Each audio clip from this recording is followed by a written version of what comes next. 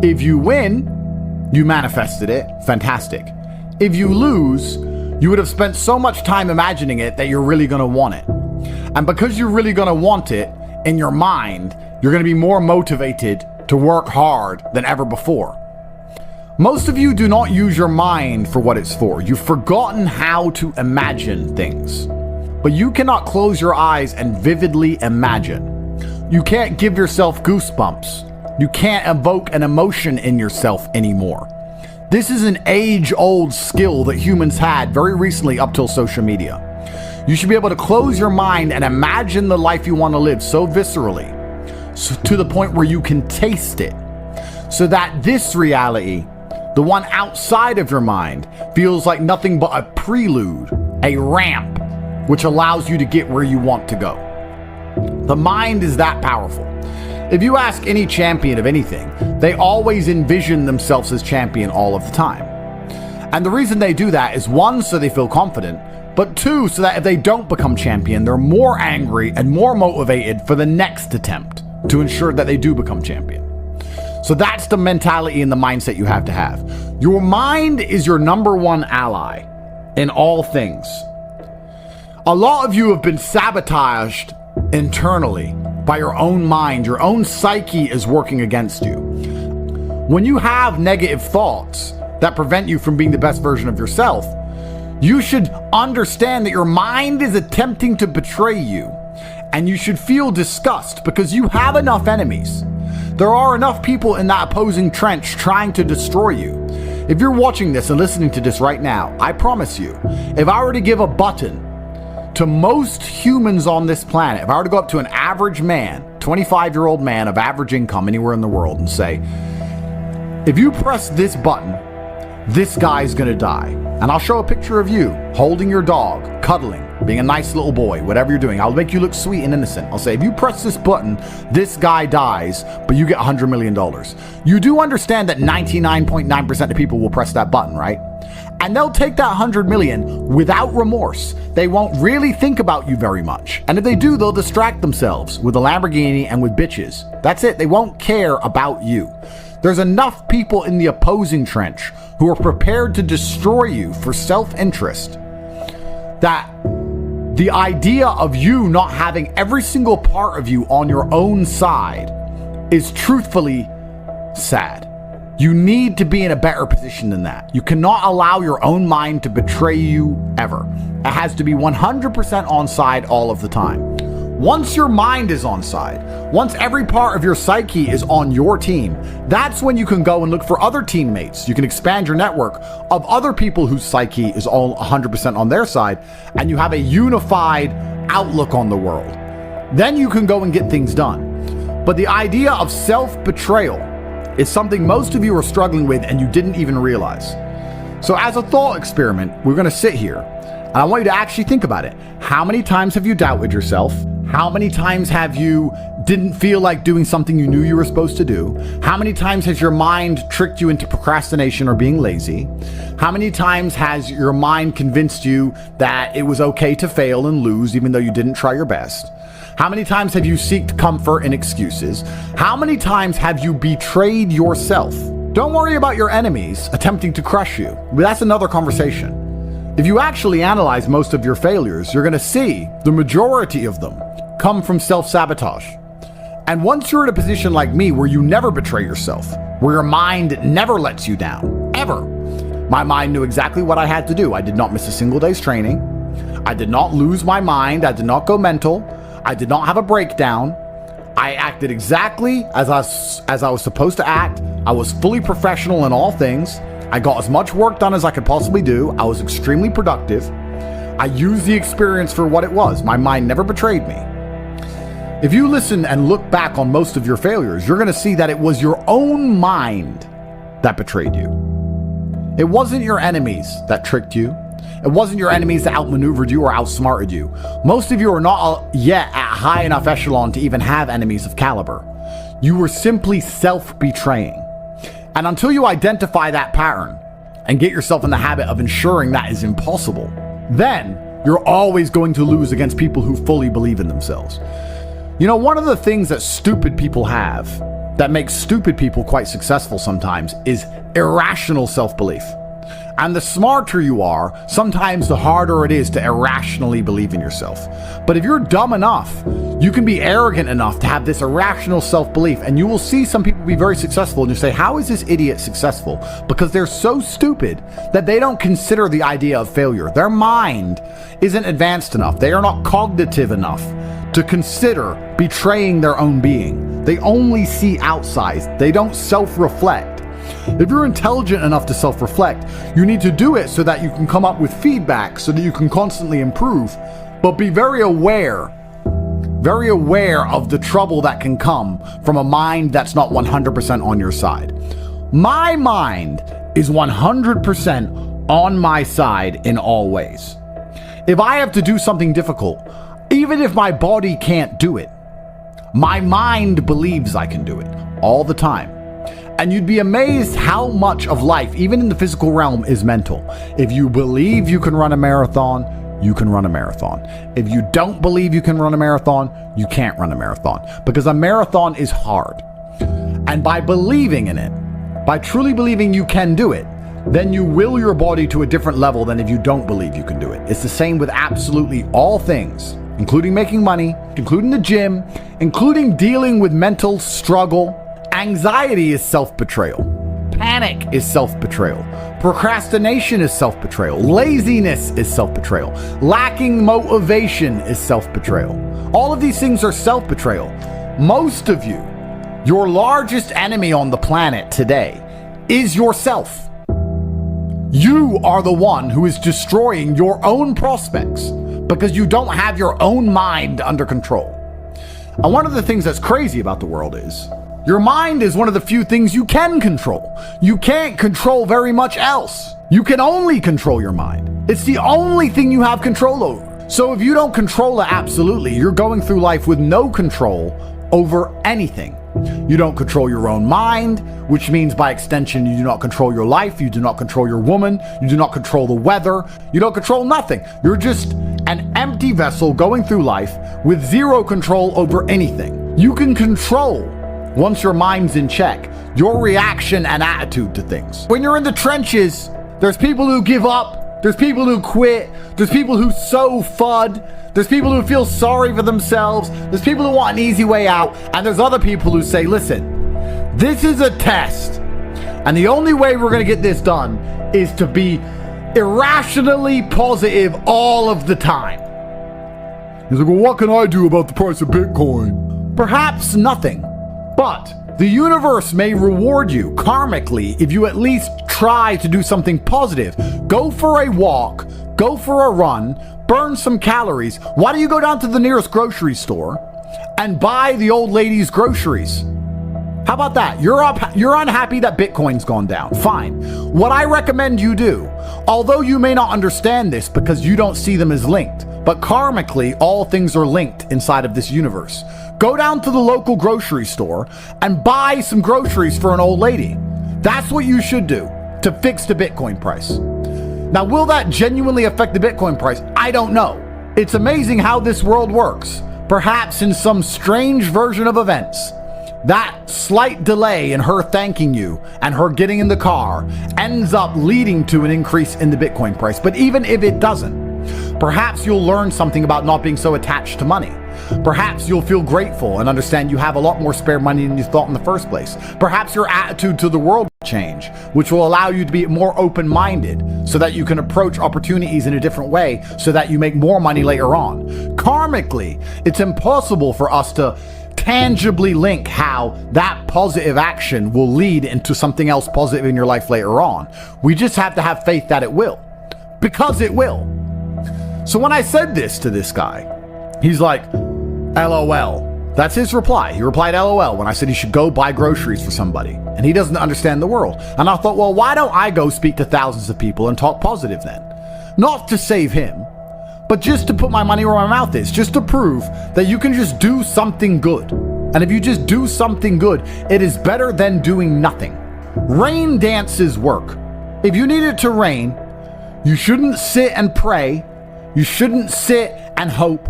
You shouldn't sit and complain that it's not raining. You shouldn't sit and wait. You should rain dance. Does a rain dance make clouds appear? No. But you should take action. Perhaps your rain dance, although will not make clouds appear, will be viewed by a tribe high on the mountain far away, and they'll look down seeing you rain dance and realize that you need water. And then maybe Providence and luck will have this tribesman appear with big barrels of water saying, we think you might need water and we have some spare. If you didn't rain dance, they wouldn't know. They just see you sitting around being a mopey dipshit, crying his eyes out. That's why it's so important to take action in all things. Action solves all. Raw action is the answer.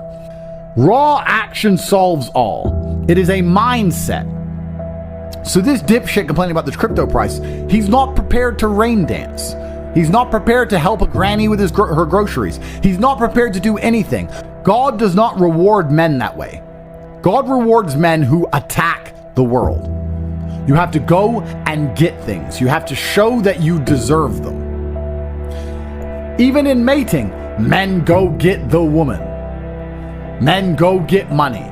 Men go take land. Men go. We go and happen to the world. The world doesn't happen to us. What did we say earlier about if you try your absolute best, you can always find the W even in the L? I tried my absolute best, so I win. Raw action solves all. If you had that kind of attitude, you wouldn't be looking at a crypto price and sitting there praying and hoping like a dork. You'd be doing something about it. Oh, I need your help. Do you? I don't even see you trying. And that's how God views things.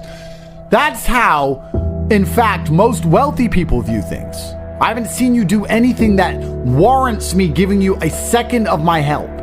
People feel like rich people are horrible because we don't help the normies. Even if you try and help normies, most of them are beyond help because they are self-sabotaging and lazy. You have to at least show to the people who are important in the world that you're not those things in the beginning if you ever want to be taken seriously, at least. That's one of the first things you can do. But I want to see that you give a shit. I only want to give money to people who know how to rain dance. I only want to give money to people who sit and believe that the rain dance is the answer. I like rain dancers. I like people who sit and say, I don't know what to do, so I'm going to do something. I don't know what to do, so I'm going to just do something positive. I don't know how to make Bitcoin go up. I'm going to buy an old lady groceries. I don't know what to do, but inaction in and of itself is an action. And men of honor do not allow the universe to decide for them. They decide their fate. And you decide your fate with hard work and vigor in all things.